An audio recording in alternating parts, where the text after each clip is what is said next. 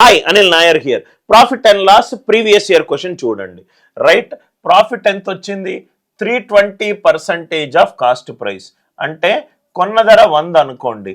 కొన్న ధర 100 అవుతే దాని మీద వచ్చిన లాభము 320%. అంటే 100 మీద 320 లాభము. అంటే అమ్మిన ధర ఎంత? 420.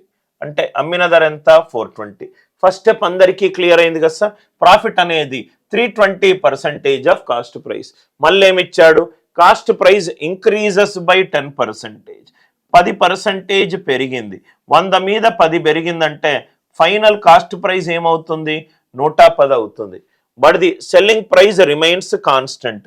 ఏదైతే అమ్మిన ధర ఉందో అదే వాల్యూ ఇక్కడ ఉంటుంది, ఏది మార్పు లేదు.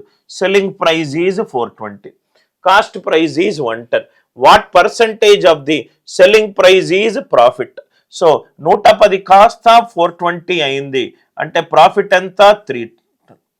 సో ఇది 310/420 ఇంటూ 100%. ఇంతవరకు అందరికీ అర్థమైందా సార్? Right, 310/420 into 100%. సో ఈ 75% ఆఫ్ 420 వేసి చూద్దాం. 75% అంటే 3/4. 3/4 ఇంటూ 420 అంటే 315. అంటే దీనికి 75% చేస్తే నాకు 315 వచ్చింది. కానీ లవంలో ఎంత ఉంది? 310 ఉంది. అంటే ఆన్సర్ 75% కంటే కొంత తక్కువ.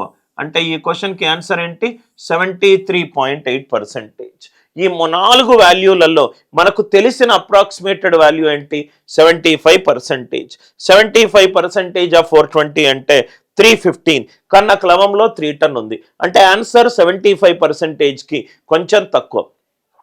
కాన్సెప్ట్ అందరికీ అర్థమైంది కదా సార్. ఇక్కడ కాస్ట్ ప్రైస్ 10% పెరిగింది, సెల్లింగ్ ప్రైస్ అలానే ఉంది. కాబట్టి వచ్చిన ఫైనల్ కొన్న ధరకి అమ్మిన ధరకి మధ్యలో లాభము రూపాయలలో. కాబట్టి ఆన్సర్ 310/420.